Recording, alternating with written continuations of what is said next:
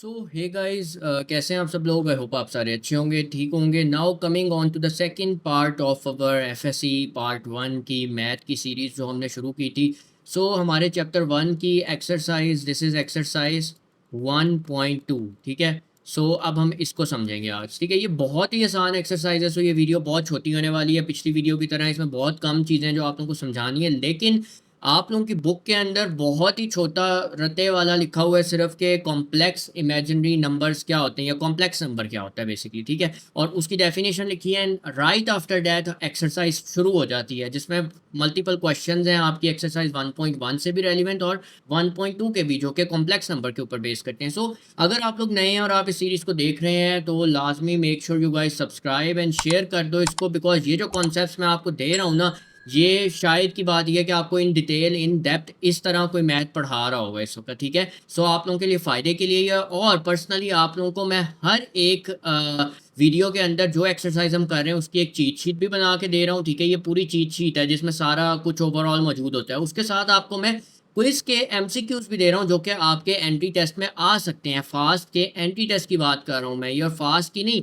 आप कहीं पे भी टेस्ट दे रहे हो जहाँ पे एडवांस मैथ आती है आपकी एफएससी से, ठीक है, पार्ट 1 और पार्ट 2 से, बेशक आप आईसीएस के हो, आप प्री इंजीनियरिंग के हो, कोई भी हो, आप लोगों के लिए ये बहुत ज़्यादा ज़रूरी है। ये तमाम क्वेश्चंस भी आपको मैं दे रहा हूँ। ठीक है, और इसके आंसर्स विद की एक्सप्लेनेशन के साथ आप लोगों को मिलेगी। कुछ भी नहीं करना, सिर्फ सब्सक्राइब कर लो चैनल को और इंस्टाग्राम के ऊपर मुझे फॉलो करके वहाँ पे डीएम कर देना। जिसने फॉलो किया होगा उसको ऑटोमेटिकली ये सारी चीज़ें जो वो कहेगा प्रोवाइड कर दी जाएंगी फ्री ऑफ कॉस्ट, कोई चार्ज भी नहीं है इसका। ठीक है, let's get straight into our exercise 1.2। The whole exercise revolves around complex numbers. पिछली एक्सरसाइज में हमने पढ़ा था basically about number system, about real numbers. ठीक है, रियल नंबर्स के अंदर कोई भी ऐसा नंबर नहीं आ सकता जिसके अंदर आयोटा की वैल्यू हो। What is iota? Iota is this. ठीक है, इसको हम कहते हैं आयोटा। ठीक है, ये जो होता है ये होता है इमेजिनरी यूनिट। ठीक है, इमेजिनरी यूनिट इसको आप कहते हो। ठीक है, ये एक यूनिट है, इमेजिनरी यूनिट। ठीक है, एक ऐसा नंबर हो जिसके अंदर रियल पार्ट भी हो और इमेजिनरी पार्ट भी हो, that is called a complex number. ठीक है, ये किस तरह से हो सकता है? ये इस तरह से हो सकता है कि z is equal to a plus b iota. इसमें ये जो a है ये आपका रियल पार्ट है। ठीक है, और ये जो b है ये आपका इमेजिनरी पार्ट है। ठीक है, आई होप आप लोगों को ये क्लियर होगा। ठीक है, और मैं इसको थोड़ा सा, अगर हम इसको रेड में कर लें तो आई गेस ये थोड़ा नीट हो जाएगा। यस, ठीक है। अब हम आ जाते हैं कि ये मैंने आपको बता दिया, ए आप लोगों का रियल पार्ट है, इसी तरह बी आप लोगों का इमेजिनरी पार्ट है और आई आपका यूनिट है। ये वाला जो आई है ना ये आपका इमेजिनरी यूनिट है। ठीक है, इमेजिनरी यूनिट है जिसकी वैल्यू होती है जी आई इज़ इक्वल टू, ये मैंने लिखी हुई है, आयोटा का स्क्वायर इज़ इक्वल टू -1। ठीक है, ये क्यों होता है मैं आप लोगों को बताता हूँ। Why it is imaginary. ठीक है, ये कोई नहीं आपको कॉन्सेप्ट आता, because you can not find a real number who square is negative. ऐसा कोई भी रियल नंबर आप लोग नहीं ढूंढ सकते जिसका जब आप स्क्वायर लो वो भी नेगेटिव। यार देखो, 2 का स्क्वायर इज ऑलवेज पॉजिटिव, -2 का स्क्वायर इज ऑलवेज पॉजिटिव। ठीक है, एग्जाम्पल के तौर पे बता रहा हूँ, ये भी 4 है, ये भी 4 है। कोई भी ऐसा नंबर जिसका आप स्क्वायर लो, ठीक है, इवन इंक्लूडिंग दिस, आप इसका भी स्क्वायर लो, -1 का भी स्क्वायर लोगे, ये भी पॉजिटिव होता है 1। ठीक है, you can not, you don't have a real number who square is negative. सबसे पहली बात तो ये है। इसी वजह से उस चीज़ को कैटर करने के लिए हम एक इमेजिनरी यूनिट लगाते हैं साथ। ठीक है, उन नंबर्स के साथ, जैसे कि फॉर एग्जांपल मैंने आप लोगों को बता दिया यहाँ पे ऊपर एग्जांपल के तौर पे हमने अभी देखा कि हमारे पास z is equal to a plus b iota की फॉर्म है, तो यहाँ पे कोई भी हो सकता है। अब यहाँ पे अगर वो कह दें 3 + 5 iota, what does this mean? This means के 3 आपका रियल पार्ट है। ठीक है, और जो 5 है आपका ये इमेजिनरी पार्ट है। ठीक है, इमेजिनरी नंबर है बिकॉज ये आपका आयोटा के साथ है, इमेजिनरी यूनिट के साथ है। ये चीज़ याद रखनी है हमेशा। अब प्योरली रियल नंबर क्या होते हैं, ये एक टर्म आप लोगों से पूछी जाती है एमसीक्यूज में कि इसमें से प्योरली रियल नंबर क्या है। अगर पूछा जाए, आप लोगों को पता होना चाहिए कि सिर्फ रियल पार्ट, उसमें आयोटा नहीं होगा। जैसे कि एग्जांपल के तौर पे ये 3 + 5 आयोटा है, इसमें से प्योरली रियल नंबर क्या है? 3। इसमें कोई 5 आयोटा नहीं है। अगर वो कहेंगे इसमें से सिर्फ रियल नंबर क्या है, हमें बताओ रियल नंबर कौन सा है, तो 3 रियल नंबर है, 5 आप लोगों का इमेजिनरी नंबर है। ठीक है, और अगर कोई ऐसी वैल्यू हो जैसे कि 3 हो, सिर्फ उसमें कोई आयोटा ना मौजूद हो, तो 3 आपका प्योरली रियल नंबर है। और अगर आप लोगों को कोई ऐसी वैल्यू दी हो जैसे कि 4 आया होता या 5 आया होता या कुछ भी ऐसा, और इसमें कोई रियल पार्ट ना हो, इसमें इमेजिनरी यूनिट के साथ आपका नंबर हो, then this is a purely imaginary number. ठीक है, इसको कहते हो आप complex number. Complex number compromises of both the real part as well as the imaginary part. ठीक है, अब conjugate of a complex number क्या होता है? कुछ भी नहीं है यार, सिर्फ साइन को बदल दो आप। ठीक है, जैसे कि आप लोगों के पास एक एग्जांपल है 3+4 आयोटा, तो यहाँ पे आप लोगों ने इमेजिनरी पार्ट वाले का सिर्फ साइन बदल देना है। मतलब ये यहाँ पे प्लस है ना, ये इमेजिनरी पार्ट है, ये वाला इमेजिनरी पार्ट है, तो यहाँ पे ये हो जाएगा 3-4 आया होता। इसी तरह यहाँ पे लेट्स से कि 3-4 आया होता है, तो यहाँ पे आपने साइन चेंज कर देना है, ये 3+4 आया होता हो जाएगा। ठीक है, इस तरह से ये वर्क करता है।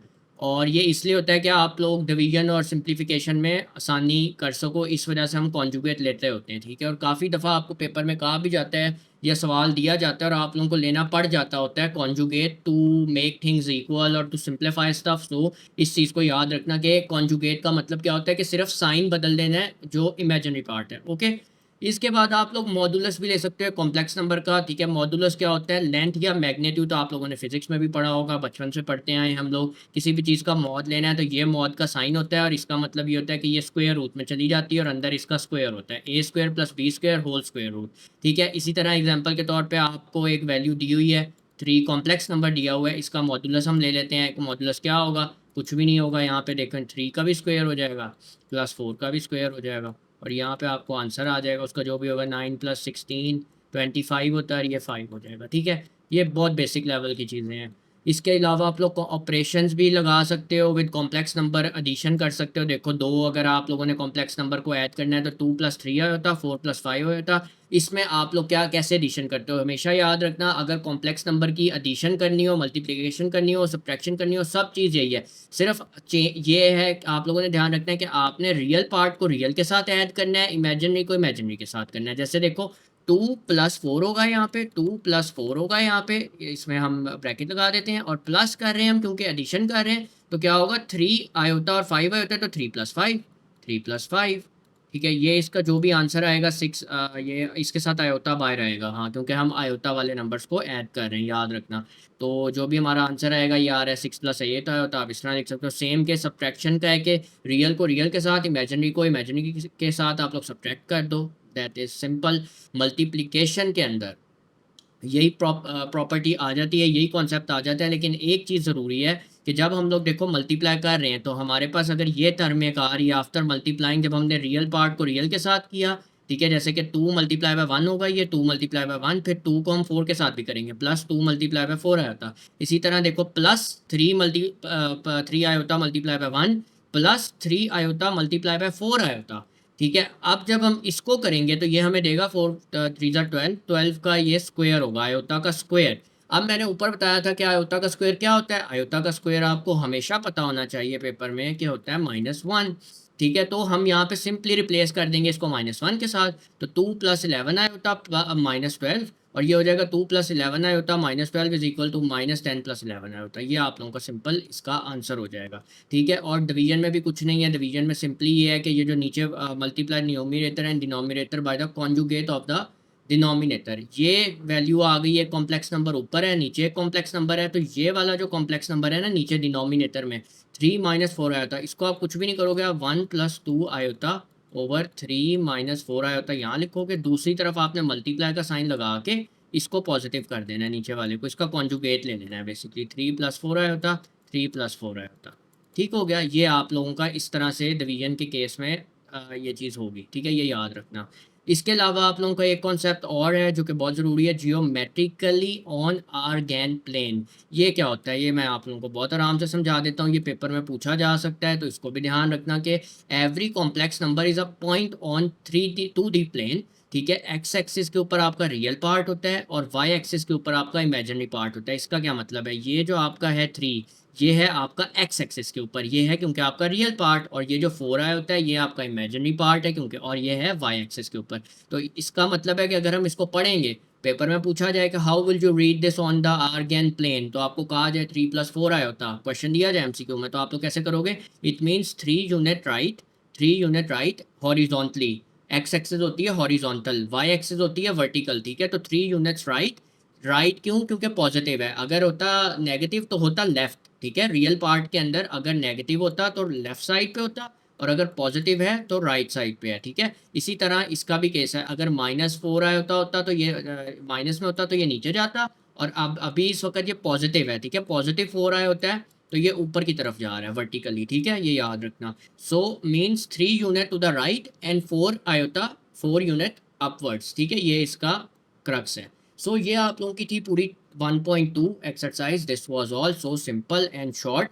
और अब आप लोगों ने इसके एमसीक्यूज प्रैक्टिस करने हैं, तो जो लोग इसके एमसीक्यूज प्रैक्टिस करना चाहते हैं वो मैंने आप लोगों को तरीका बता दिया है। सब्सक्राइब करके जाके इंस्टाग्राम पे फॉलो कर दो और डीएम कर दो कि इस एक्सरसाइज के आप लोगों को चीट शीट और एमसीक्यू चाहिए, आप लोगों ने प्रैक्टिस करनी है, and you will get that in your DM, ठीक है? और इसकी चीट शीट भी तैयार है, ये भी आप लोगों को प्रोवाइड कर दी जाएगी। हर चैप्टर की, हर एक्सरसाइज की मैं आप लोगों को बना के दे रहा हूँ ताकि आप लोगों को बेनिफिट हो और at the very last moment आप लोग इससे प्रिपेयर कर सकते हो। So that was all from my side. Make sure you guys subscribe to the channel, share with your friends, family, and my name is expert guy and I hope to see you all in the next part. Good bye.